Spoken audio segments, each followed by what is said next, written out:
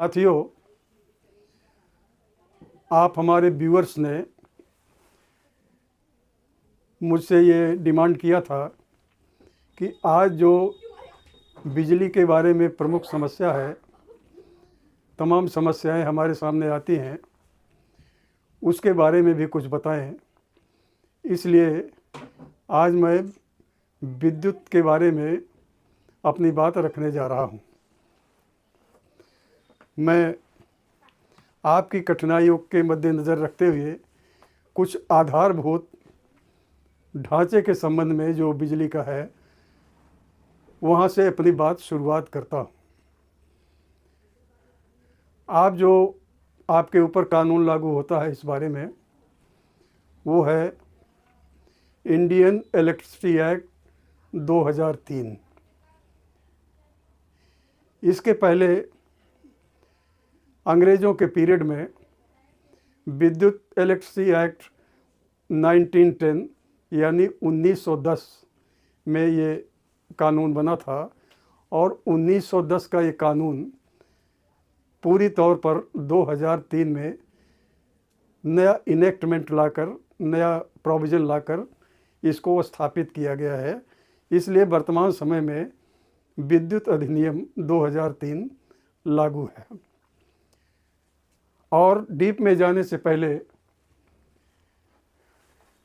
मैं आपसे कहना चाहता हूँ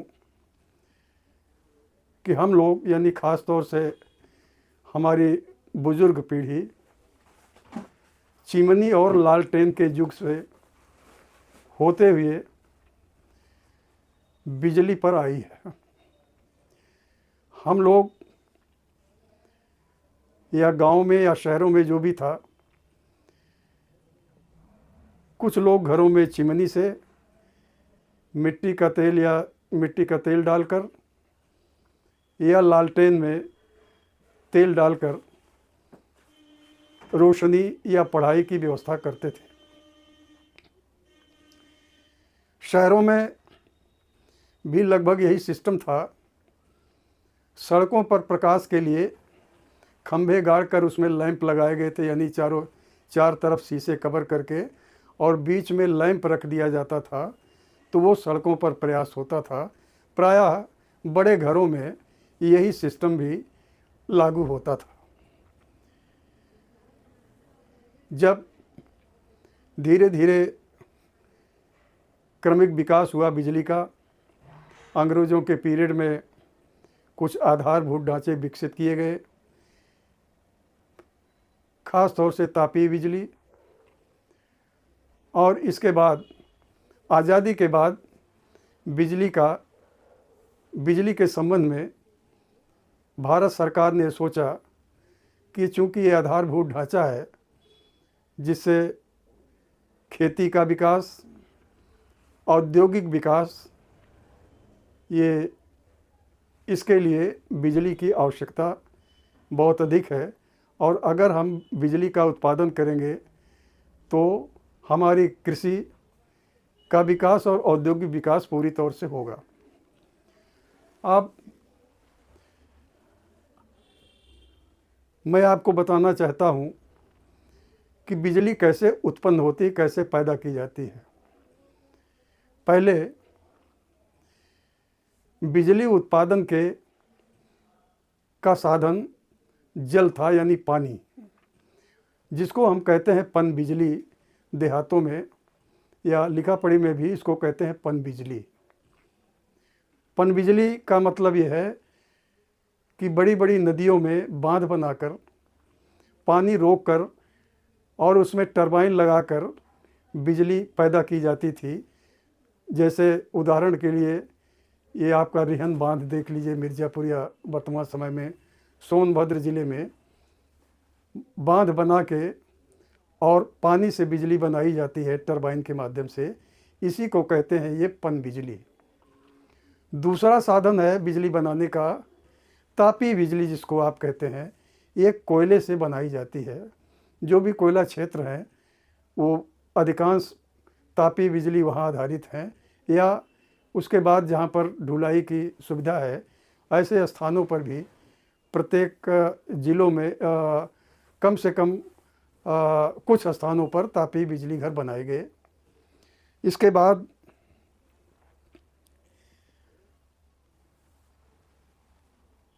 पानी से, कोयले से के अलावा फिर अब बिजली का क्रमिक विकास हुआ तो विंड एनर्जी आई। विंड एनर्जी का मतलब है कि हवा से भी बिजली पैदा की जाती है। आप कभी कभी अगर कहीं फ़ोटो में देखिए या अपने मोबाइल में देखिए या टीवी में देखिए तो समुद्र के किनारे 3 पंखे लगे रहते हैं और पिलर पर आधारित होता है। तो समुद्री हवाएं चूँकि तेज़ चलती हैं इसलिए वो पंखे उससे चलते हैं और बिजली जनरेट होती है, तो उसको कहते हैं विंड एनर्जी। वो भी बिजली उत्पादन का एक साधन है, उससे भी बिजली पैदा होती है। फिर अब आप देख रहे हैं बड़े पैमाने पर गांव में भी प्रचार हो रहा है सोलर एनर्जी का, यानी सौर ऊर्जा का। तो सौर ऊर्जा भी जो सूरज की किरणें प्लेट पर पड़ती हैं, प्रत्यावर्तित करके बिजली बनाती हैं और बड़े पैमाने पर अब उसका उपयोग होने लगा है या होने वाला है। और ये अगला युग जो आ रहा है, हमारा अपना विश्वास है कि ये जो एटॉमिक एनर्जी है तो इससे भी बिजली का निर्माण होगा। ये तो था बिजली बनाने के क्या क्या। अब आप देखिए बहुत संक्षेप में कि जैसे बिजली हमने बना लिया, लेकिन वो पहुंचेगा कैसे ज़िलों में, घरों में, राजधानियों में, गांव में, खेतों में। तो इसके लिए तीन विधियां अपनाई गई हैं। एक तो जहां बिजली पैदा होती है वो, और दूसरा होता है, दूसरे इसको कहते हैं उत्पादन, और दूसरा होता है पारेषण। पारेषण का मतलब है अंग्रेजी में ट्रांसमिशन लाइन कहते हैं, यानी विद्युत गृह से और जिलों तक पहुंचाने के लिए। आप देखे होंगे गांव में या गांव के बाहर इतने बड़े बड़े विशाल टावर्स बनाए जाते हैं, मोटे मोटे तार लगाकर ऊंचे पर वो तार ले जाए जाते हैं, और जहां से विद्युत उत्पादन होता है वहां से वो लाइन खींचकर और ज़िलों में जहां भी ये बिजली का केंद्र है वहां पर ये जोड़ी जाती हैं। तो बीच जहां से जिस लाइन से आपको बिजली मिलती है उसको कहते हैं पारेषण, यानी ट्रांसमिशन लाइन। अब आता है बिजली बन गई, बिजली रास्ते से आपके यहाँ आ गई, शहर के जो केंद्र हैं या और मेन लाइन पर। अब तीसरा काम होता है वितरण का। यही वितरण का काम सबसे महत्वपूर्ण काम होता है। आप ये जानते होंगे कि हमने बनाया, हमने ट्रांसमिशन करके ज़िलों में भेजा या ज़िलों के बड़े बड़े पावर हाउसेस में जो भेजा। अब सवाल है कि उसका वितरण कैसे किया जाए। वितरण के लिए मेन ट्रांसफार्मर से या मेन स्टेशन से वो छोटी छोटी लाइनें खींची जाती हैं जो गांव में, शहरों में, देहातों में वो कुल लाइनें खींचकर आपके घरों तक ये बिजली पहुंचती है। तो इस प्रकार से बिजली के उत्पादन से लेकर और वितरण तक की प्रक्रिया पूरी होती है। यहाँ जो मैं आपसे बताना चाहता हूँ, ये वितरण ही सबसे मुख्य काम होता है।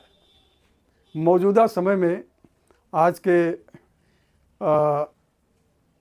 4-5 साल पहले मैं अपने ज़िले प्रतापगढ़ का उदाहरण आपसे लेता हूँ। तो वितरण के लिए केवल एक अधिशासी अभियंता पूरे ज़िले भर में थे, जिनको कहते थे एग्जीक्यूटिव इंजीनियर। यानी प्रतापगढ़ में 5 तहसीलें हैं, 5 तहसीलों में केवल एक अधिशासी अभियंता हुआ करता था, जो बिजली के बिल, जो लाइन कहाँ बननी है, कैसे बननी है, किस क्षमता की बननी है, और उसका जो ये बिल है उसका सिस्टम क्या वसूलने का होगा, कैसे वसूली हो, यानी जितना बिजली खर्च होती है उसका दाम कैसे मिले विभाग को, इसके लिए केवल एक अधिशासी अभियंता जिले में होता था। और जैसे जैसे ही बिजली के कनेक्शनों की संख्या बढ़ी, लोड बढ़ा, तो वो जाकर यहाँ पर भी कुल मिला के 4 डिवीज़न किए गए, जिसमें अब यानी एक डिवीज़न को 4 डिवीज़न में बांटा गया सुविधा के लिए, जिससे ग्राहकों को सुविधा हो, बिजली बिल के कलेक्शन में सुविधा हो, लोगों को का जो ग्रीवांस है उसको जल्द से जल्द निपटाया जाए। इसलिए जो ज़िले में एक कार्यालय होता था वो कई कार्यालयों में उसको बांटकर और अलग अलग क्षेत्रों में अलग अलग डिवीज़न बनाए गए। अब जो मैं आपसे बात करना चाहता हूँ, सबसे मुश्किल जो बात आती है आजकल वो है, लोग बिजली अपने घरों में लगाते हैं, जलाते हैं, तमाम साधनों से जलाते हैं, लेकिन जो बिलिंग सिस्टम है वो बिलिंग सिस्टम कैसे होता है, क्या गड़बड़ियाँ बिल में हो सकती हैं, क्या असावधानियाँ हमारा विभाग करता है, विभाग इलेक्ट्रिसिटी डिपार्टमेंट हमारी शिकायतों पर त्वरित कार्यवाही करता है नहीं करता है, नियम के अनुसार करता है कि नहीं करता है। तो ये सारी बातें महत्वपूर्ण बातें हैं जो हम अगले एपिसोड में लेंगे। और बिल आप कैसे पढ़ें, बिल में जो चार्ज होता है यानी जो बिलिंग सिस्टम है वो किस प्रकार का है, अगर कोई गड़बड़ी है तो आप कैसे उसको ट्रेस आउट करेंगे, अगर ट्रेस आउट हो गया तो उसका निदान कैसे होगा। तो ये सारी बातें मैं अगले एपिसोड में आपके सामने रखूँगा और मुझे आशा है कि आप अगला एपिसोड बहुत ध्यान से सुनेंगे। मेरा अनुमान है कि अगर 100 घर में बिजली है तो कम से कम 80 घरों में बिजली के बिलों की समस्या है जो दूर नहीं हो पा रही है और शिकायतों पर कार्रवाई नहीं होती है। तो वो निदान कैसे होगा, क्या सिस्टम है, इसके बारे में बृहद रूप से अपनी बात रखूँगा। मैं आपसे अनुरोध करता हूँ कि हमारे ये चैनल को आप देखें, सब्सक्राइब करें, लाइक करें और कमेंट भी करें, शेयर करें ज़्यादा से ज़्यादा। आपके कमेंट जो भी आएंगे हम उसका उत्तर अगले एपिसोड के प्रारंभ में देंगे। इसके बाद एपिसोड शुरू करेंगे। हमारा फ़ोन नंबर भी लिखा हुआ है। अगर आप हमसे फ़ोन पर भी आप शिकायत के बारे में जानकारी लेंगे तो हम आपकी शिकायतों का निराकरण कैसे होगा इसके बारे में भी आपको जानकारी देंगे। इन्हीं शब्दों के साथ आप सबका बहुत बहुत धन्यवाद।